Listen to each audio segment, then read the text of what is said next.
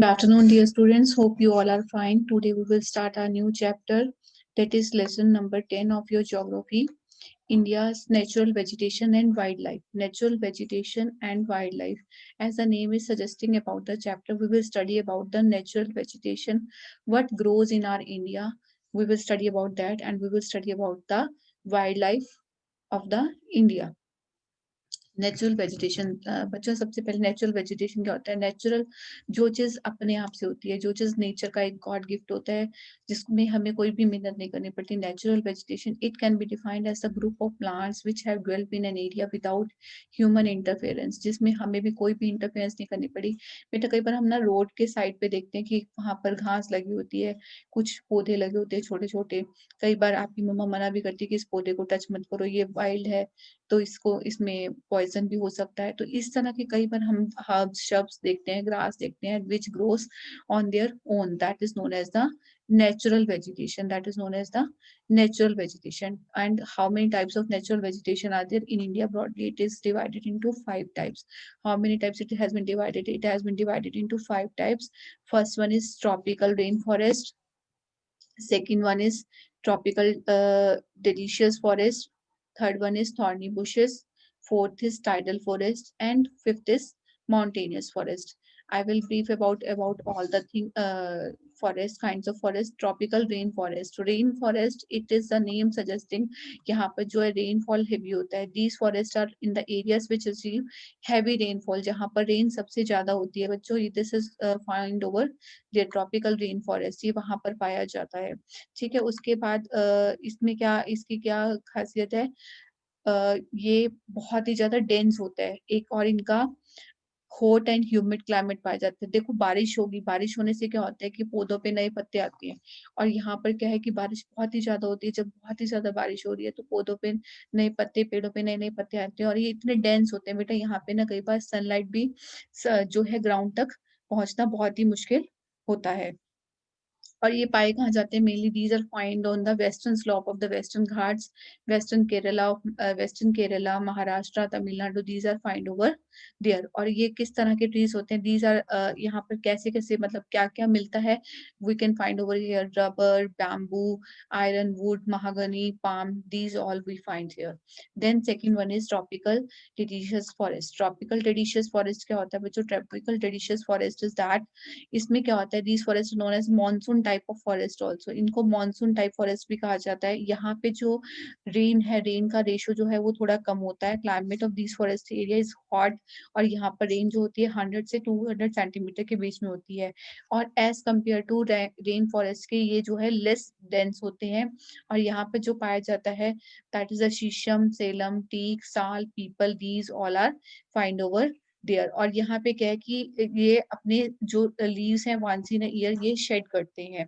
And these type of forest जो पाए जाते हैं हमारे जो लार्ज पार्ट ऑफ कंट्री है वहां पर ये सब मैक्सिमम पाए जाते हैं. ये सबसे ज्यादा पाए जाते हैं, मतलब इंडिया के अंदर ये कहाँ पर पाए जाते हैं? Northern eastern slope of Deccan plateau. It is found in the part of Maharashtra, Madhya Pradesh, Uttar Pradesh, Bihar, Jharkhand, Chhattisgarh, Orissa. तो ये आप देखिए सेंटर एरिया सारा आपका ये कवर कर रहे हैं. Thorny bushes. थॉर्नी मतलब कांटेदार, जिसके अंदर कांटे होते हैं. थॉर्न मीन्स कांटे. कांटेदार झाड़ियां आपको पता है बच्चे वहां पे होंगी जहां पे ड्राई क्लाइमेट होगा, जहां पर रेनफॉल बहुत ही कम होती है. स्कैनिटी ऑफ रेनफॉल होता है. Climate of these areas remains dry and hot. Dry होता है, जब बारिश नहीं होगी तो तभी वहां पर कांटेदार झाड़ियां उगती हैं. और these area having desert vegetation receive, desert vegetation होती है यहाँ पे. The leaves of these forest trees are in the form of spines. Spines वो छोटे से कोन की तरह होते हैं बेटे ये. To reduce the loss of water, मतलब जो इसमें क्या होता है जो स्पाइंस वाले जो ट्रीज होते हैं ना बेटा, उसके अंदर वो वाटर अब्जॉर्प्शन कर लेते हैं. और वो वाटर जो है कि अपने पास कंट्रोल करके रखते हैं, मॉइस्चर अपने अंदर बना के रखते हैं. Then the short shrubs and thorny plants like acacia, kher, cactus, these all are find here, kikar, all that. Then tidal forest, mangrove forest जो होते हैं, these are very mild climate के अंदर. जो जैसे अब पहले था सबसे ज्यादा रेन वाला, फिर थोड़ी कम रेन वाला, फिर थॉर्नी जो बिल्कुल स्कैनिटी ऑफ रेनफॉल था, ये थोड़ा सा माइल्ड क्लाइमेट के अंदर पाए जाते हैं. These are known as mangrove forest also. इनको मैंग्रोव फॉरेस्ट भी कहा जाता है. These forest have tropical type of vegetation. जो इनकी मतलब जो रूट्स होती है ना बेटा वो टोटली मतलब वाटर के अंदर ही रहते हैं और दे ग्रो वेल, और ये सेलाइन वाटर के अंदर ज्यादा पाए जाते हैं। ये Ganga Brahmaputra delta in West Bengal, और वहां पे जो ना सुंदरी सुंदरी नाम के ट्री पाए जाते हैं, तो ये इसका Sundarban delta, Sundarbans of the Ganga Brahmaputra delta in West Bengal are named after sundari tree. और जो ये सुंदरवन डेल्टा पे पाए जाते हैं, सुंदरी जो है यहाँ पर जो मेन फॉरेस्ट, जो टाइडल फॉरेस्ट के अंदर जो ट्री पाया जाता है वो सुंदरी ट्री पाया जाता है, और जो सुंदरवन डेल्टा का नाम है वो भी सुंदरी ट्री के नाम से ही पड़ा है। These are found in Ganga, Brahmaputra, Krishna, Godavari, Mahanadi, Andaman and Nicobar islands. Then the mountainous forest. Mountainous forest क्या होती है? माउंटेन वेजिटेशन जो माउंटेन्स पे पाई जाती है। These forest are found in the mountainous areas of India, Himalayan mountains, and these forest experience humid temperature. और यहाँ पर क्या है कि रेनफॉल उससे भी कम होती है, जो डेडिशियस फॉरेस्ट होता है उससे भी कम होती है। इट इज यहाँ पर रेन होते हैं 75 से लेके 100 centimetre. A wide range of vegetation is found here. और यहाँ पे क्या है कि टेम्परेचर जो है, ये आपको मैंने कल भी बताया था कि जैसे जैसे हाइट्स पे जाएंगे तो आपका टेम्परेचर फॉल करता जाएगा। एंड यहाँ पर क्या है कि कॉर्नी फॉरेस्ट, मतलब कॉर्नी फॉरेस्ट कैसे होते हैं कि इस तरह से ऐसे ऐसे ऐसे ऐसे ऐसी शेप में कॉर्नी फॉरेस्ट ट्रीज होते हैं। Sal, oak, chestnut, chir, pine, these, deodar, all these are found over here. So we have learned about the 5 types of forest: tropical rainforest, tropical deciduous forest, thorny bushes, tidal forest, mountainous forest. Then come to the importance of forest. Forest की importance क्या है हमारी life में बच्चों? Forest मतलब trees का घर। जो बेनिफिट्स हमें ट्रीज से होते हैं वही बेनिफिट्स हमें फॉरेस्ट होते हैं। Plants release oxygen that we breathe, वो ऑक्सीजन रिलीज करते हैं जिसको हम वो एक्सेल करते हैं, हम उसको इनहेल करते हैं। The forest provide a variety of products. Variety of products provide करते हैं। ये हमें वेराइटी ऑफ प्रोडक्ट्स क्या है हमारे पास बच्चे कि जैसे इन पेड़ों से हमें दवाइयाँ, medicine we are getting clothes, we are getting wood, we are getting pulp, rubber, कितनी ही चीजें, मतलब मोस्ट ऑफ हमारी लाइफ जो है प्लांट्स और एनिमल्स इन दोनों पे ही सेटल्ड है, तो मैक्सिमम तो हम प्लांट्स पे डिपेंड है। They reduce soil erosion. Soil erosion को भी रिड्यूस करते हैं। सॉइल इरोजन को रिड्यूस कैसे करते हैं? जैसे प्लांट्स होंगे तो वहां से जो सॉइल के ऊपर वाली परत है कि बारिश आती है तो वो कम होती है। Forest are a place of recreation also. Recreation place also है ये भी, मतलब रिक्रिएट करने के लिए भी हम यहाँ पर घूम सकते हैं, जा सकते हैं। National parks. नेशनल पार्क्स क्या होते हैं बेटा? Those area where various species of animals live freely. जहाँ पर अब जैसे आपने भी कभी ये पार्क्स में विजिट किया होगा जहाँ पे हम वाइल्ड लाइफ को प्रोडक्ट भी करते हैं, और वो वहां पर फ्रीली रह भी सकते हैं और पीपल भी उनको देख सकते हैं। National park those area where various species of animals live freely. तो इंडिया की, जैसे हमने अभी ऊपर पढ़ा था पहले वेजिटेशन के बारे में, उसके बाद हमने वाइल्ड लाइफ लाइफ के बारे में पढ़ा। वाइल्ड लाइफ में क्या होता है कि द वाइल्ड लाइफ इसको कहते हैं कि it can be said the fauna of the country, refers to the जितने भी एनिमल्स मिलते हैं ये वाइल्ड लाइफ उसको कहा जाता है। वाइल्ड लाइफ में आपको अपने नेशनल एनिमल्स और नेशनल बर्ड के बारे में ही पता होगा।